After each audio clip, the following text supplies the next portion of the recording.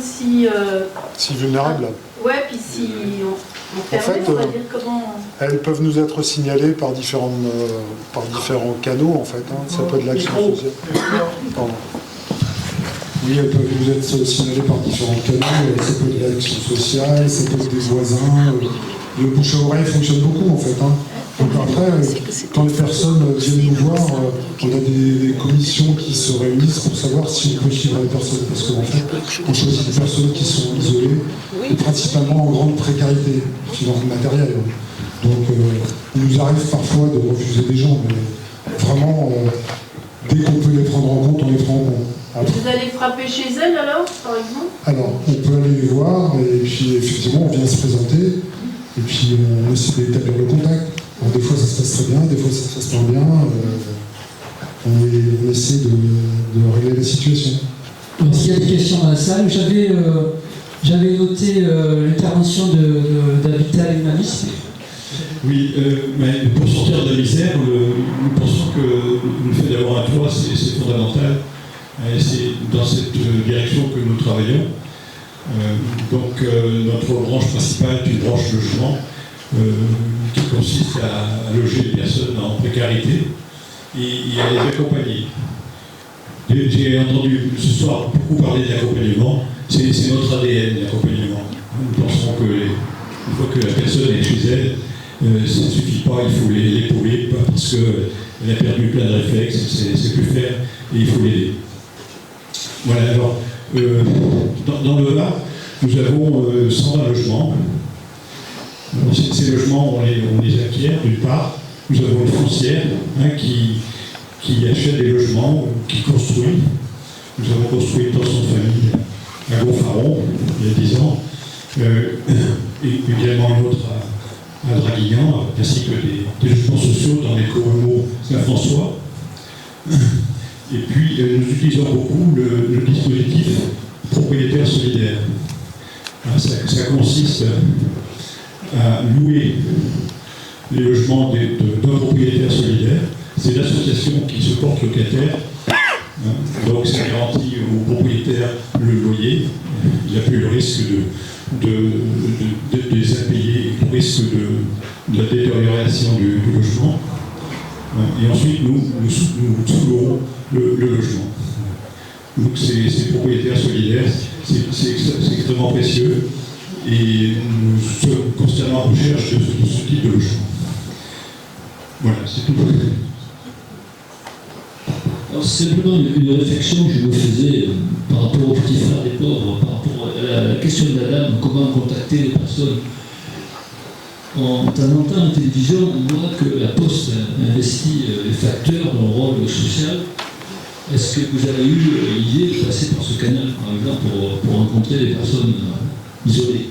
Non, on n'est pas passé par la Poste. Non, mais on est, bon, pour tout dire, on est assez sollicité. Comme disait Benjamin tout à l'heure, sur l'antenne de Toulon, il y a 49 personnes accompagnées, enfin, ce sont les chiffres de 2021. 49 personnes accompagnées et 44 bénévoles. Vous voyez, donc, qui dit personnes accompagnées, dit bénévoles. Parfois, on travaille en binôme, enfin binôme. On peut avoir une personne accompagnée et un bénévole, mais aussi on peut avoir deux bénévoles et une personne accompagnée. Ça dépend. Vous voyez, ça dépend essentiellement des effectifs de bénévoles qu'on a aussi. Donc, on est assez limité. Vous ne cherchez pas des personnes, vous en avez assez. Ah si, on recrute. Hein. Si vous êtes disponible, venez nous voir, ça sera avec plaisir. On en recherche. Les personnes qui sont en difficulté, vous en avez assez. Ah non. Ouais. Non, on en a besoin. Je pourrais vous passer Annie, notre responsable, qui pourrait vous expliquer ça mieux que moi. C'est pas qu'on ait besoin des personnes, hein, c'est pas ça du tout, mais on est là pour aider toutes les personnes qui en ont besoin. La différence, elle est là. Et pour vous répondre, monsieur, par rapport à la Poste, non, on est une association et on vit de dons, de legs, et nous sommes tous des bénévoles, pratiquement. Et la Poste, quand elle est parue, je crois que ça s'appelle... Enfin bon, à eux, je ne sais plus le terme qu'ils emploient, mais c'est à... Pardon ? Micro. Oui, mais eux, c'est financé, donc ils font payer les personnes. Nous, on va à domicile, on monte l'isolement de ces personnes, mais sans rien leur faire payer. particulier. La seule chose qu'ils nous doivent, c'est d'essayer effectivement de sortir de chez eux et de cet isolement social. Voilà, donc la Poste, on n'est pas du tout passé par eux. On n'a pas besoin non plus de passer par ça. Il y a, comme l'a dit Patrick, il y a des services sociaux qui nous font des signalements. Les personnes elles-mêmes, quand elles entendent parler des petits frères, quand elles en ont marre ou quand elles ne supportent plus cette solitude infernale, viennent frapper à notre porte.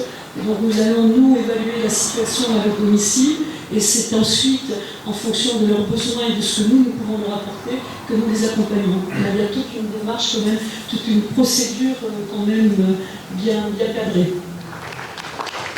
D'autres questions? Je voudrais revenir sur la prostitution. Bon, j'étais directeur de maison de jeunes de la culture dans un quartier, je n'ai pas travaillé dans le Var. Et déjà, dans les années 75, quand j'étais à Vienne, à la MJC de Vienne, on organisait déjà des débats, notamment avec les prostituées de Lyon, sur ces sujets tabous, y compris sur l'homosexualité d'ailleurs encore. On appelait ça des démarches d'éducation populaire. Et donc, la prostitution, vous avez quand même passé sous silence le fait que c'est une économie. Et ça, c'est l'économie qui est derrière ça. Je prends l'exemple de l'Espagne, par exemple. Donc l'Espagne, c'est une véritable économie. En France, les maisons closes sont fermées, mais en Espagne, non. D'ailleurs, j'en profite pour poser la question, est-ce qu'au niveau des lois européennes, est-ce que ça pique, est-ce qu'il y a quelque chose, est-ce qu'il n'y a pas un vide juridique au niveau des lois européennes? Parce qu'en France, par exemple, les maisons closes sont interdites, en Espagne, c'est permis. Voilà. Effectivement, en Europe, chaque pays a ses propres lois concernant la prostitution. J'ai parlé de contraintes économiques quand même au départ, donc effectivement c'est tout un système. Vous prenez l'exemple des maisons closes, en Allemagne par exemple, où il y a les maisons closes. Certains disent que c'est un système, que ça protège la prostitution, que ça permet une protection sanitaire, etc. En Allemagne, il y a environ 400 000 personnes en situation de prostitution. En France, c'est 40 000. Et sur les 400 000, vous en avez quasiment 95% d'étrangères. Donc c'est pas quelque chose qui va être choisi, c'est pas quelque chose qui va être un projet pour les Allemandes. Donc encore une fois, les violences, maison close ou pas, elles y sont, et presque elles sont encore plus accentuées en maison close, où la personne prostituée va, une fois qu'elle a fini sa passe avec un client, va de suite enchaîner avec un autre. Et le proxénète, c'est la maison close. Et le mouvement du nid s'est toujours battu pour la fermeture des maisons closes. En France, c'est 1946, la loi Marthe Richard. Le mouvement du nid s'est battu contre les maisons closes. Donc le système économique, bien sûr, il est officieux en France par rapport au proxénétisme. En Espagne, en Allemagne, c'est officiel. Néanmoins, ça reste des violences, que ce soit en France ou en Espagne ou en Allemagne, ce sont les mêmes violences. Voilà. Et on aimerait bien qu'il y ait une adéquation entre les politiques françaises et allemandes. On n'en est pas là encore. Et la loi de 2016 sur l'abolition de la prostitution en France, on s'est battu pour ça, on va fêter les 10 ans, mais tout est fragile et tout peut être remis en cause. Parce que vous avez le lobbying du travail du sexe, qu'on entend beaucoup plus que les victimes de prostitution, et qui se bat justement pour réglementariser la prostitution en France. Voilà. Et vous le disiez, effectivement, système économique, le trafic de drogue va beaucoup avec le trafic sexuel, et c'est beaucoup moins visible, et c'est beaucoup plus, je dirais, mercantile. Une drogue, ça se consomme et après ça disparaît. Une jeune fille, ça se consomme et ça se reconsomme et ça se reconsomme pendant très très longtemps. Voilà, je ne sais pas si j'ai répondu un peu à votre question, mais en tout cas c'est notre... Le nid existe-t-il Est-ce que le nid existe en Allemagne, une association qui correspond au travail que vous faites en Espagne? Est-ce qu'il y avait des relations avec des associations qui luttent contre la prostitution au niveau... Oui, le nid est français, l'association française répartie dans 28 départements.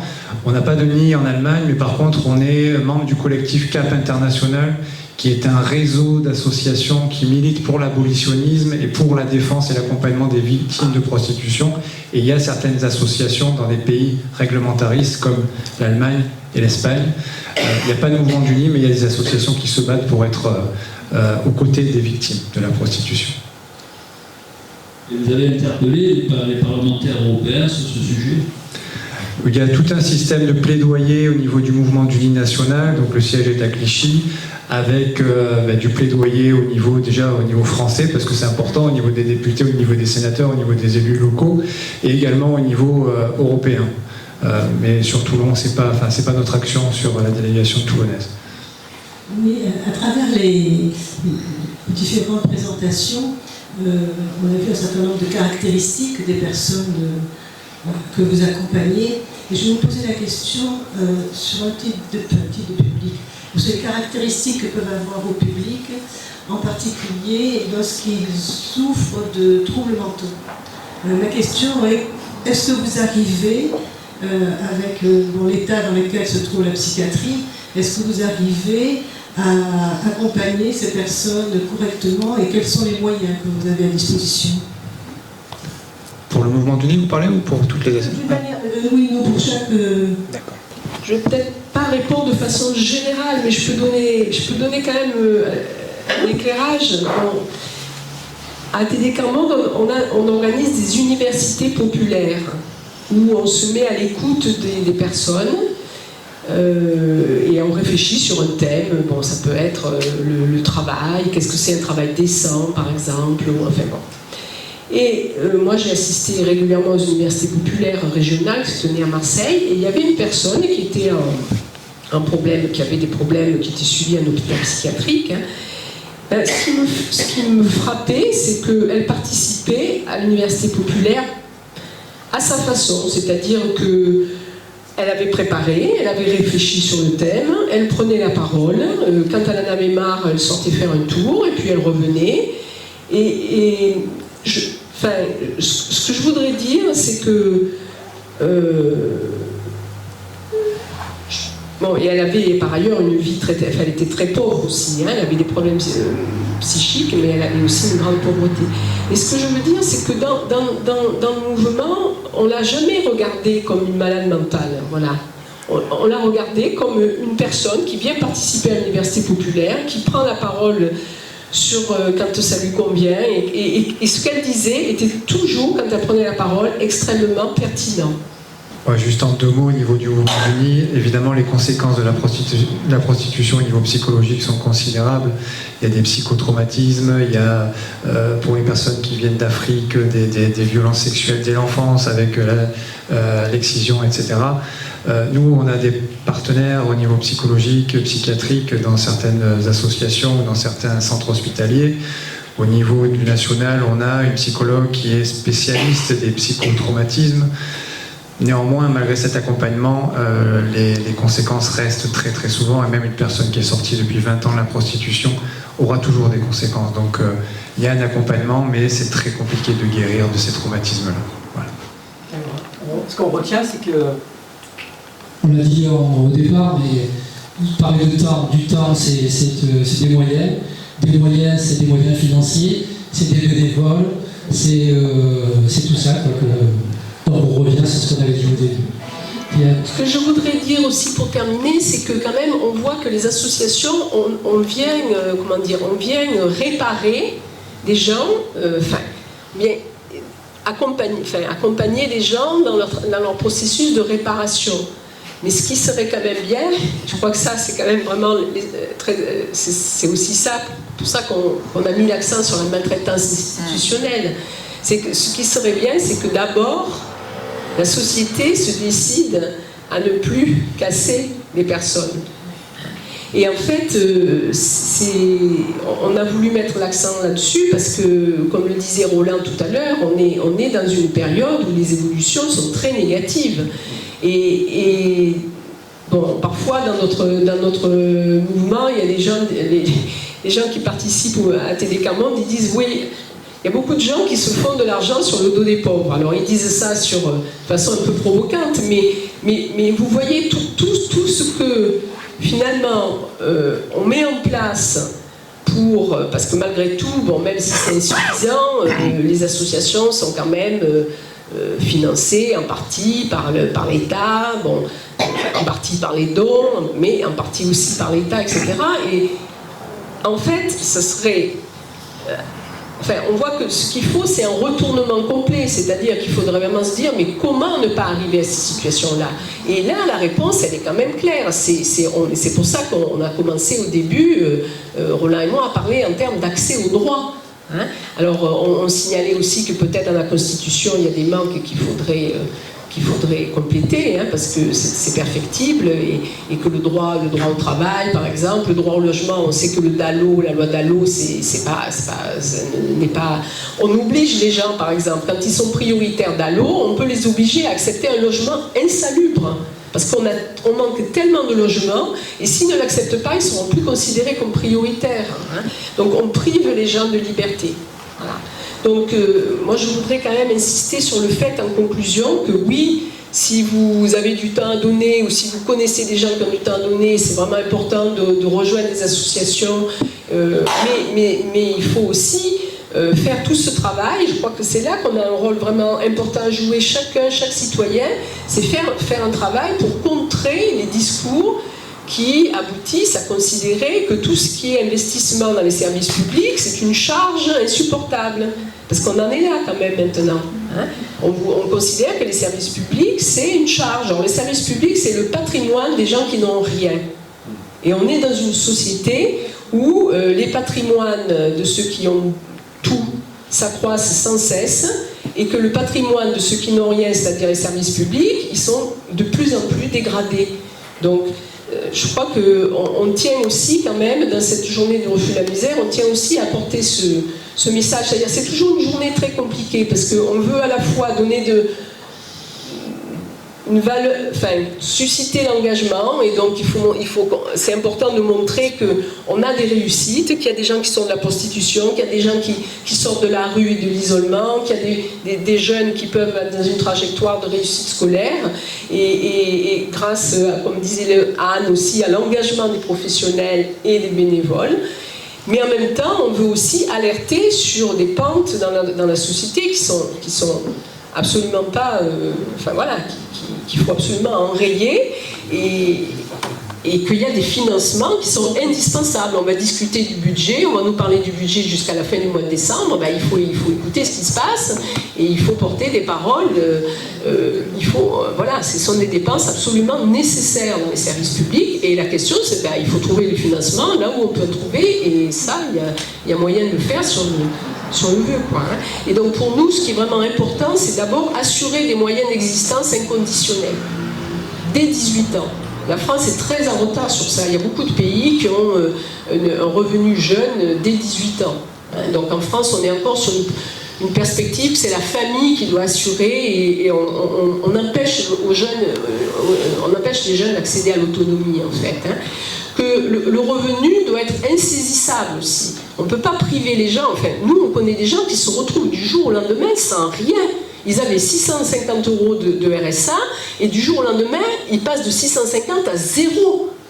Vous voyez ? Et ça, c'est parce qu'il y a il y a un fonctionnement, en l'occurrence de la CAF, qu'il faut quand même, qui est absolument pas normal. Hein. Bon, on avait invité, hein, les personnes étaient invitées. Hein, on aurait une personne de la CAF et tout ça, on les a invités aujourd'hui. Hein, donc on aurait pu discuter avec eux, voir pourquoi, qu'ils pourraient nous expliquer. Bon, ils ne sont pas là. Bon. Et donc, et ce qui est vraiment aussi important, c'est de travailler avec les personnes. Voilà. On ne peut pas travailler sans les gens. Voilà. C'est pour ça qu'on a dit dans le titre de la table ronde, les pauvres maltraités ou associés. C'est eux qui sont les meilleurs experts des changements sociaux à apporter. Il n'y a pas, je veux dire, ils sont bien plus experts que tous nos ministres et tous nos directeurs de cabinet. Et là, sur les affiches, on avait mis justement des cas, par exemple, à Lyon. Ils sont, maintenant, on a un comité d'usagers où ils réfléchissent sur comment on peut rendre le vocabulaire juridique compréhensible. Parce que je ne sais pas si ça vous est déjà arrivé, mais quand vous recevez des textes, des convocations de choses juridiques, en général, on ne comprend rien. Donc vous imaginez quand vous n'avez pas pu faire beaucoup d'études. Et voilà, c'est le genre de choses qu'il faut faire. Il faut que à tous les niveaux, dans toutes les institutions, les personnes qui ont affaire à ces institutions soient associées à leur fonctionnement.